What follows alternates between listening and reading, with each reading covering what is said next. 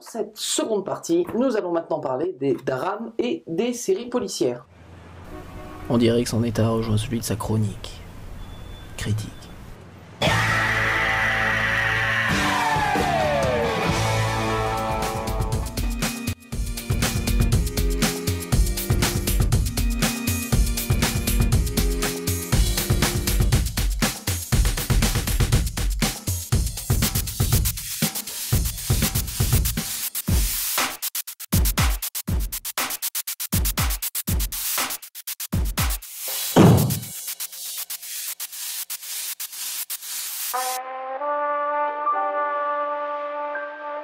Numéro 1 dans la catégorie drame, nous avons The Affair. The Affair, encore une fois on est dans ce prototype où on a l'impression qu'un film a été adapté en série. Ce qui fait que l'idée de base et le développement en série peut être intéressant, sauf quand on sait que c'est une vraie série, pas une mini-série comme était par exemple l'excellente Fargo. Plus ou moins adaptation du film, justement réinventé de manière intéressante. The Affair traite donc, vous l'avez deviné, d'adultère et des conséquences psychologiques que cela a sur les personnages. C'est vraiment le résumé, je décode pas, c'est ce qui a marqué. Donc voilà, je sais pas ce que ça vaut, j'ai vu la bande-annonce, ça a l'air bien filmé, il faut le reconnaître, mais après en série, je vois pas trop l'intérêt sur le long terme. Par rapport à la bande-annonce que j'ai vue, j'entends. Parce que oui, il peut y avoir un intérêt sur beaucoup de choses, mais la bande-annonce m'a pas donné particulièrement envie de creuser au fond de cette affaire. Jeu de mots.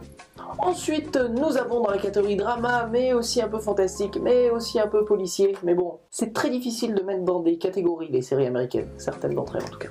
Bref, nous avons Forever, avec, c'est moi une seconde, Johan Gruffudd. Johan Gruffudd. Il y a 2 F et 2 D. 2 D. Je sais pas pourquoi 2 D, hein, ça suffit. Là, 2.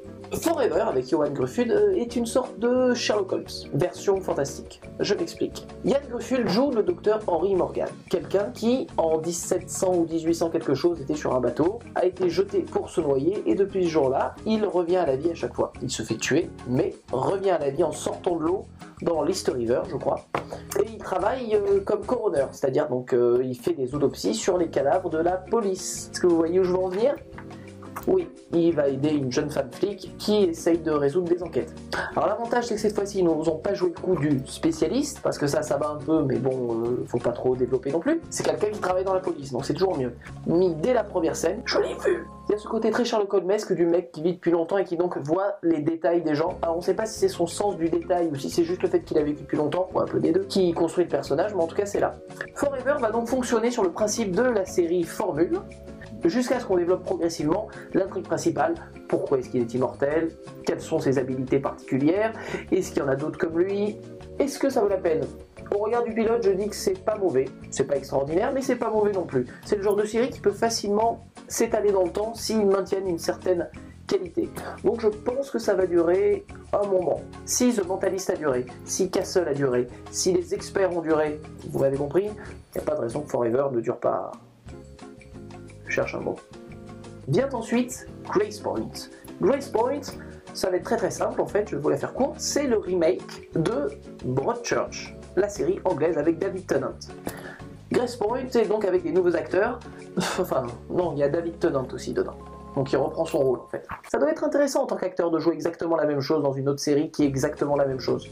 Donc je vais vous la faire courte, hein, c'est une histoire de meurtre avec 2 flics qui enquêtent. Si vous avez vu Broadchurch et que ça vous a plu, et que vous avez rien à faire et que vous voulez voir la même chose version américaine, allons-y, regardez l'original. Je sais pas pourquoi ils en viennent à faire un remake étant donné que c'est une série en langue anglaise, donc je sais pas pourquoi les Américains sont pas contentés de regarder l'original. Je sais pas. Ensuite nous avons The Mysteries of Laura. The Mysteries of Laura, ça parle d'une femme flic qui doit gérer sa vie de femme flic et ses enfants. Pensez que c'est tout? Oui, c'est tout. C'est vraiment tout ce que j'ai. Une femme flic qui gère ses enfants, donc il y a une petite partie comique avec les gamins. Ah non, arrêtez vos bêtises. Et une côté poule flic avec oh, qui c'est qui le tueur? Est-ce que ça va durer? Là honnêtement c'est un peu qui tout double. C'est le genre de série auquel moi j'adhère pas du tout, mais qui peut marcher tout à fait par rapport au public visé. Mais je pense pas. Je pense que ça s'arrêtera à la fin de la saison 1. Nous avons maintenant Red Band Society. Red Band Society est une série qui a l'air complètement déprimante. Mais intéressante, pourquoi pas, produite par Spielberg, avec Octavia Spencer, qui joue en fait une infirmière dans une aile de l'hôpital dédiée aux enfants malades. Voilà. des enfants malades qui forment le groupe des gens avec le bracelet rouge. Et c'est la mésaventure des enfants qui essayent de s'en sortir entre eux et qui s'entraident pour tenir dans la maladie. Ça a l'air bien filmé, ça a l'air bien écrit, ça a l'air déprimant. Donc écoutez, je sais pas encore une fois comment c'est le genre de série qui va pouvoir tenir sur plusieurs saisons. Est-ce que vous allez nous faire chaque saison des nouveaux gamins? Est-ce qu'il y en a qui s'en tirent, il y en a qui s'en tirent pas et on suit ceux qui s'en sont tirés dans la vie de tous les jours? J'en sais rien, il faudra voir. Moi ça me tente pas plus que ça, mais bon, la qualité a l'air d'être là. Est-ce que ça vaudra la peine? C'est vous qui choisissez. Scorpion traite d'un mec super intelligent qui monte une équipe de mecs super intelligents. C'est la dernière ligne de défense contre les menaces complexes de l'âge moderne. Probablement en rapport avec Internet. Au regard de la bande-annonce, c'est du réchauffé, il n'y a rien vraiment de spécial. Est-ce que ça en vaudra la peine? Il est trop tôt pour le dire, il faut voir le développement des personnages et s'ils sont intéressants. Moi j'ai rien vu qui m'intéresse, honnêtement ça ne me tente pas. La série a été créée par Roberto Orci et Alex Kurtzman. Alex Kurtzman et Roberto Orci, c'est ceux qui ont créé la série qui est sortie l'année dernière, Sleepy Hollow. Moi j'ai pas aimé, personnellement, mais il doit y avoir des fans parmi vous. Kurtzman et Orci ont aussi travaillé sur Alias, sur Fringe et sur les Star Trek au cinéma. Les mecs sont pas mauvais, il faut bien le reconnaître. Après, moi, c'est quelque chose qui me parle pas du tout. Scorpion. Libre à vous, vous intéresse ou pas. Moi, ça me tente pas, mais après, je pense que ça marchera. Au moins une saison, je pense, si les personnages en valent la peine. Nous avons ensuite, dans la catégorie policier, Stalker. Stalker, donc vous savez le terme, c'est les gens qui sont fans de quelqu'un et qui le suivent partout, qui leur envoient des lettres et des bouts d'ongles. Et un coton-tige. Voilà Scarlett, tous les objets que j'ai trouvés dans ta poubelle et que je collectionne depuis. Pour montrer mon sérieux, laisse-moi te le prouver en signant ce mail avec mon sang. Donc la série traite de cette division spéciale de la police qui s'occupe des stalkers. Nous avons dans cette série le très mauvais Dylan McDermott. Moi je le trouve très mauvais, après, bravo. Qui joue donc le flic qui débarque dans cette unité, qui enquête avec la femme flic, Maggie Q, pour résoudre des enquêtes qui impliquent des stalkers. Donc là, dans la catégorie formule à chaud et trucs de base sans aucune innovation, ça se pose là. Je pense que ça ne marchera pas. Je pense que ça ne passera pas la saison. J'espère, parce que quelque chose d'aussi basique que ça, qui a l'air vraiment sans intérêt au regard de la bande-annonce, si ça perdure... Nous avons aussi Madame Secretary. Madame Secretary est une série qui a l'air politique. Ça parle d'une femme qui est promue secrétaire d'État. La série va se baser sur les rapports diplomatiques entre les États-Unis et d'autres pays. Moi personnellement, c'est le genre de série que j'aime bien, les rapports politiques, et ça a l'air intelligent. La série est produite par Morgan Freeman, pourquoi pas. Donc l'héroïne doit équilibrer entre sa vie de famille et sa vie de bureau. J'espère qu'on parlera plus de sa vie de bureau que sa vie de famille. Reste à savoir si ça vaudra la peine. Au regard du trailer, ça a pas l'air mauvais. Faut voir si ça durera. Les séries politiques, c'est un peu qui tout double. C'est soit il faut toucher l'excellence avec à la Maison Blanche, soit on reste bon. J'ai peur que cette série ne passe pas la saison. J'aimerais, mais à mon avis, ça sera annulé à la fin de la. Dans la catégorie spin-off, nous avons NCIS. NCIS, si vous l'ignoriez, est la série la plus regardée à la télévision. Point barre. Donc NCIS, évidemment, après NCIS Los Angeles, maintenant nous avons droit à NCIS New Orleans. Bah écoutez, voilà quoi, des enquêtes, Nouvelle-Orléans, spin-off, comme Bacula. Si vous aimez NCIS, vous aimerez ce NCIS là. Nous avons deux séries judiciaires qui rentrent cette année. La première, Bad Judge. Bad Judge, ça a l'air d'être une fausse série judiciaire, ça a plutôt l'air d'être un truc à la Grey's Anatomy version judiciaire, on va dire. Le seul principe de base de cette série, le pitch, c'est qu'on a une femme juge qui est folle dans sa vie, mais qui est juge après dans son travail. Genre l'affiche elle est vautrée sur le truc avec son marteau et des bottes de cow-boy derrière avec sa robe de juge. Je trouve ça un peu mince comme principe de base pour tenir une série. C'est joué par Kate Walsh, que vous avez dû voir dans multiples séries. La bande-annonce m'a pas beaucoup inspiré, mais ça marchera peut-être si le public répond à cet appel, mais rien n'est moins sûr. Je pense que ça ne marchera pas. Je pense que ça viendra une saison, mais je doute que ça soit renouvelé. Le principe de base est peut-être rigolo, mais soit ça vire complètement sauf et là c'est renouvelé, soit ça essaye de faire un truc un peu mi-figue mi-raisin et ça sera annulé, croyez-moi. Et nous avons pour finir la catégorie judiciaire How to Get Away with Murder. Comment s'en sortir quand on a commis un crime. La nouvelle série de Shonda Rhimes. Shonda Rhimes, vous la connaissez, c'est elle qui a fait Grey's Anatomy et Private Practice, et aussi Scandal. Que des séries qui cartonnent, sauf Private Practice qui a été annulée, mais qui a quand même marché en son temps. C'est son nouveau hit, a priori, je sens que ça va marcher. C'est l'histoire d'une femme qui donne a priori des cours de droit.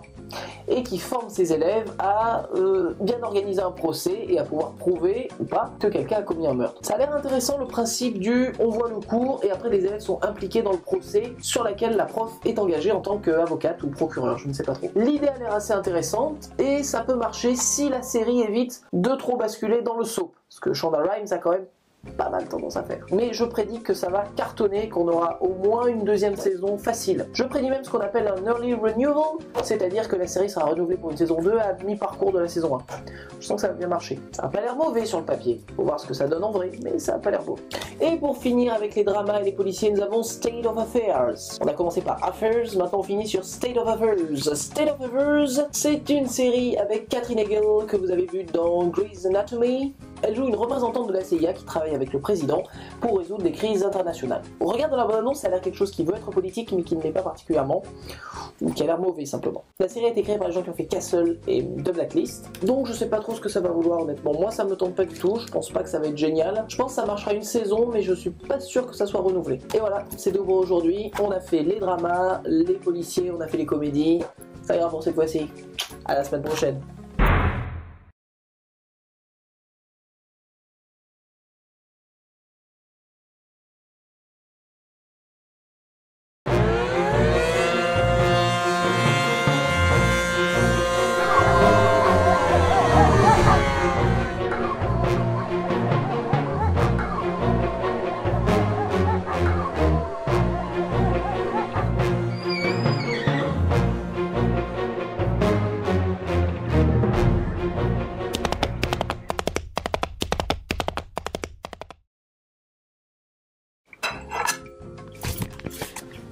Si vous faites encore là, on avait...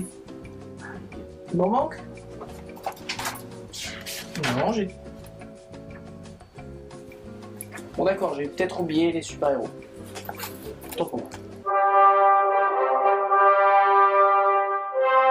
Nous avons 3 séries tirées de comics, et pas des moindres. Numéro 1, nous avons Constantine. Constantine est tiré du fameux comics et qui a été adapté au cinéma avec Keanu Reeves, et qui était un film pas mauvais d'ailleurs. Constantine est donc un enquêteur du surnaturel, un homme qui essaye de chasser les démons et qui a sa propre personnalité, c'est-à-dire que il faut pas lui faire chier. Le personnage est super sympa, dans la BD, dans le film, dans la série il l'est aussi, oui je l'ai vu, le pilote. J'ai encore du mal avec le personnage principal, l'acteur j'entends, il m'a pas encore totalement convaincu, et le problème du pilote c'est que tout va très vite, trop vite. Comme si on voulait nous en mettre plein la vue très très vite, alors qu'il n'y a pas besoin. Installer une ambiance, mettez-nous en place, tandis que là ça va un peu vite. Donc j'espère que la saison se calmera et qu'on aura le temps de poser les choses, parce que c'est vraiment là que ça va se jouer au niveau de la pérennité de la série. Si les scénaristes prennent leur temps et imposent progressivement leurs idées et leurs intrigues, ça fonctionnera. Si à chaque épisode ils essaient de nous mettre 1 million de choses, la série va s'auto-cannibaliser, personne va la regarder, elle sera annulée en fin de saison 1. Donc en fonction du rythme, la série perdurera ou pas. Nous avons ensuite sur la CW, la chaîne des jeunes, la continuité de l'exploitation des héros DC. Après Superman dans Smallville et après Green Arrow dans Arrow, nous avons The Flash. Non, pas celui-là. Voilà. Le nouveau Flash donc, et au regard de la bande-annonce, ça a l'air quand même sympathique. Une série justement Jones mais pas trop, qui peut avoir un développement assez intéressant, un peu comme Arrow. Est-ce que ça sera renouvelé? Je pense que oui, parce que ça a l'air quand même assez bien géré, assez bien calculé, donc je pense que ça va marcher. Et pour finir, nous avons donc le gros morceau, la série que tout le monde attend, Gotham. Gotham, vous en avez probablement entendu parler, c'est l'adaptation de l'univers de Batman, version année 0, on va dire. Le commissaire Gordon débarque à Gotham City et découvre tous les personnages qui formeront plus tard les ennemis jurés de Batman, et Batman, dans la personne de petit Bruce Wayne. Nous suivrons donc l'évolution du commissaire Gordon. Le principe de base a l'air intéressant, l'ambiance de la bande-annonce a l'air vraiment très bien. Le seul truc qui m'ennuie un petit peu, c'est qu'on se base quand même au niveau de l'évolution des personnages sur un principe où on peut pas vraiment avoir de surprise. Je m'explique. Je crois que le méchant de la saison 1 va être plus ou moins le pingouin. Étant donné qu'on sait que le pingouin est l'ennemi juré de Batman, le rapport qu'on a avec le personnage va être limité dans le sens qu'on sait qu'il sera jamais en danger, tout comme Gordon. C'est quelque chose qui m'ennuie personnellement. En fonction du personnage et en fonction de l'évolution qu'on sait qu'il va avoir, on sait qu'il sera pas en danger. Ça m'étonnerait que le pingouin va mourir, comme Gordon. Enfin lui c'est le héros, c'est normal. Je pense que la série sera intéressante, j'espère, comme pour Constantine, que ça sera pas rushé, mais on peut avoir quelque chose de bien. Donc Gotham, j'y crois. Je pense qu'il y aura une saison 1 entière et un renouvellement. On verra bien. Voilà, ce coup-ci, c'est bon. C'est terminé là, il n'y en a plus. Bon, il y a des trucs entourés. C'est parce qu'en fait, c'est pour le mid-season. Donc, comme je vous parlais au début, donc je vous ferai une autre émission spéciale pour toutes les séries du mid-season. Je peux retourner à ma vaisselle, parce que là, j'ai fait une assiette super rapide et Merci, cool. Oh, sole mio, e non c'è mai. C'est chaud, c'est chaud.